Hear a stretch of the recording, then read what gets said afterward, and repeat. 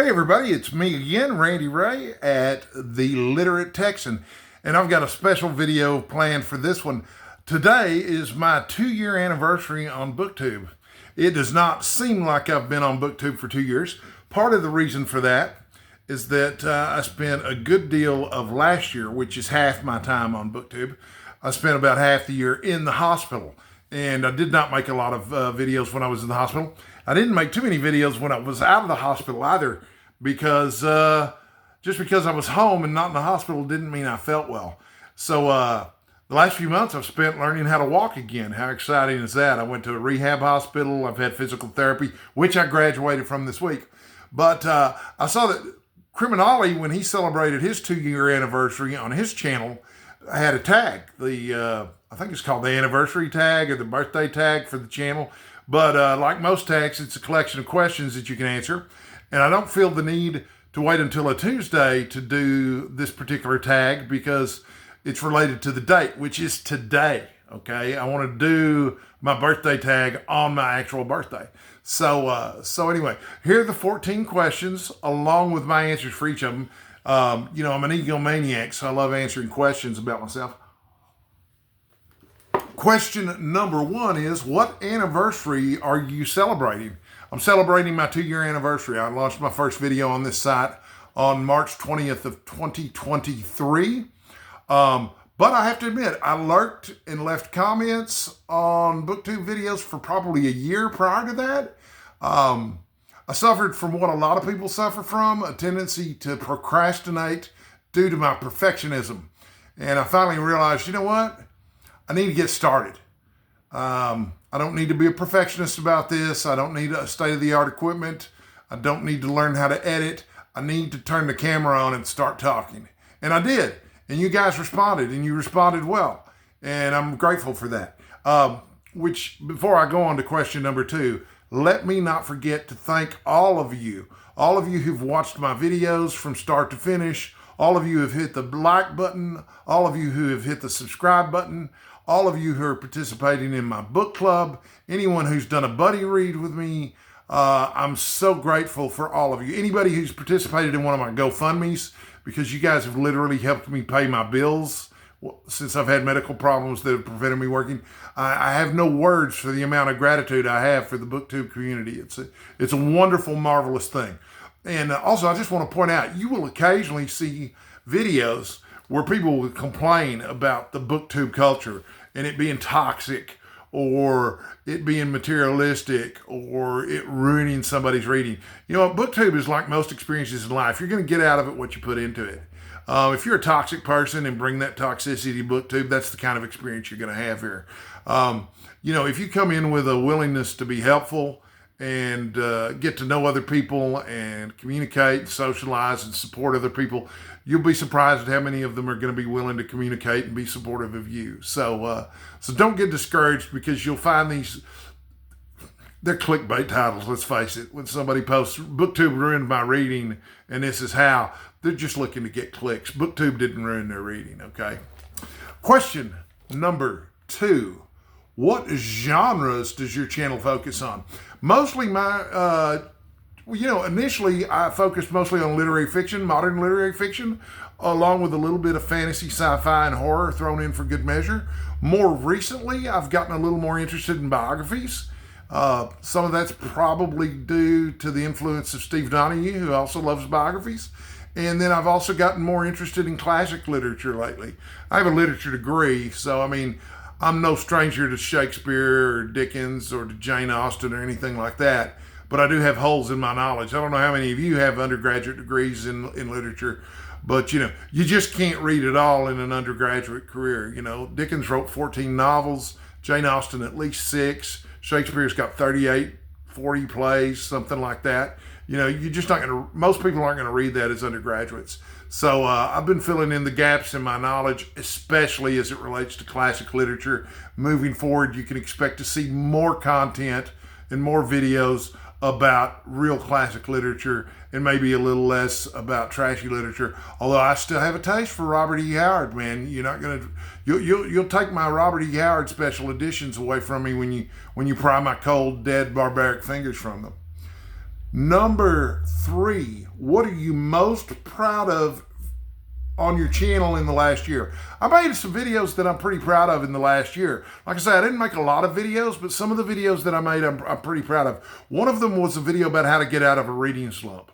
I think I made a really good video out of that. I think it's an interesting topic, and I don't think it was addressed very well by very many people before I made my video on it. So, you know, if you look around my channel for a while, it won't take long to find it. It's one of the more popular posts here. I also made a video where I reacted to the top 50 books of all time. And I counted how many of those I'd actually read, what I thought of the ones that I'd read, how likely I am to read the other ones on that list. That was really popular with a lot of people and got a lot of page views. And then there are a couple of other videos I made about how to read more books and how to read smart, so you remember more of what you read. And I'm real proud of all that kind of how-to content. And I think it shows up in the number of page views. I think everybody else seems to really enjoy that content too. Question number 4, do you get ARCs for review? An ARC is an acronym for advanced review copies. And those are copies of books that they send out before the release date of the book so that book reviewers can write their reviews in a timely manner so that you can see the review close to when the book comes out and decide whether or not you want to buy it. I do not receive ARCs right now. I've received very few, in fact. I've got one video coming up where I was sent an ARC by the author of the book, and I'll have a review of that up tomorrow, so you can look for that. But generally speaking, I don't get a lot of ARCs. I don't do a lot of individual book reviews.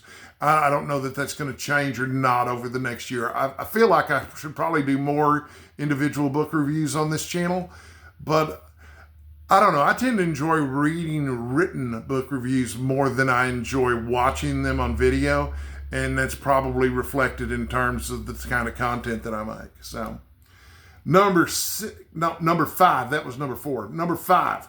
What types of videos do you most like to do on your channel? I tend to like question and answer videos. That includes most tag videos. Those are a lot of fun. And I also enjoy addressing various lists. Lists of books that I've made, lists of books that other people have made that I can then comment on. To me, those are a lot of fun. Those are also always really popular with viewers. So, you know, it's a win-win there. Let's see here, number 6. What types of videos do you like to watch on other channels? I like to watch the same kind of videos that I make. Also, Ollie mentioned this in his video too. I tend to like videos made by certain people, regardless of the topic. So, you know, I can sometimes watch a video from someone on a topic, for example, someone reviewing a book that I'm never, ever going to read. But if it's by the right booktuber, you know, say it's Ollie talking about it, or Michael K. Vaughan, or Steve Donahue, then I'm liable to watch the video just for whatever general insights that they tend to wander off into. Because like me, a lot of them are like jazz musicians. They're just riffing on themes here. So, and that's how I like to think about my channel. I'm just riffing on themes here, baby. Let's see here. Number 7. Was there anything you tried on your channel in the last year that failed? You know, I can't say that there's anything I tried on the channel in the last year that failed. I kind of limped along throughout the year by publishing a minimal amount of content, but it was literally the best that I could do. When you're losing the ability to walk and you're not even allowed to go to the bathroom on your own, you're really, really limited in terms of your other activities too. I'm just thrilled to still be here and still be making videos, and I hope y'all are enjoying them even a tenth as much as I do. Because if you're having a tenth of as much fun and watching my videos as I am making them, I'll consider myself a big success, because I'm enjoying the hell out of this. Let's see here. Number 8. Is there anything you did on your channel last year that you want to continue this year? Yeah, there is. I want to do more videos where I look at lists of great books that other people have put together to see which ones I've read and which ones I haven't, because that gives me new ideas about things that I need to read or things that I want to read, but it also continues to keep me humble. You know, around here, I'm a pretty well-read guy, but among certain bookish communities, I'm not well-read at all. It also depends on the genre. You know, I can name half a dozen people who are way more familiar with crime fiction and detective fiction than I am, without even batting an eye. In terms of history or even a lot of classic literature, you know, I'm pretty ignorant. I'm surprisingly ignorant. It's kind of a bummer, you know. For example, I'm 55 years old. By now, I should have read the complete works of Shakespeare multiple times, but I've only read half of them. Now, of those half, I have read several of them more than once, and I do have a good grip on the ones that I have read. I'm not confused about the content of any of the Shakespeare plays that I've read, or even the sonnets. You know, I feel pretty good about my understanding of the sonnets, which is an upcoming book club pick, which I'm also really proud of. So there's that. That was number 8, wasn't it? Yeah, number 9. Is there anything you plan to do more of in the coming year? Yeah, I plan to make more videos. I've already been more productive in terms of making more videos this year than I was last year. I hope for that trend to continue. My health continues to improve. I feel a little bit better every day, knock on wood. And as I continue to feel better and stronger, I'll continue to make, you know, I don't want to make videos where I have the personality of a soggy piece of toast because I feel so bad. You know, I want to have enough energy to show some enthusiasm while I'm on screen, because you guys deserve that. And frankly, it's no fun making a video when you don't feel like making a video. So hopefully my health's going to continue to improve. I'm real focused on keeping up with my exercise and eating right. I've lost 197 pounds. You know, everything's looking pretty good lately. So number 10, is there anything new you're adding to your channel this year? Yeah, actually there is.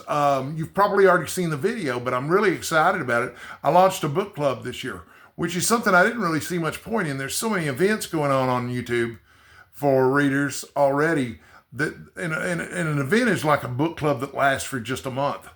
And, but, you know, I came up with, I think, a pretty interesting and diverse set of books that are thematically tied together in various ways that aren't immediately apparent.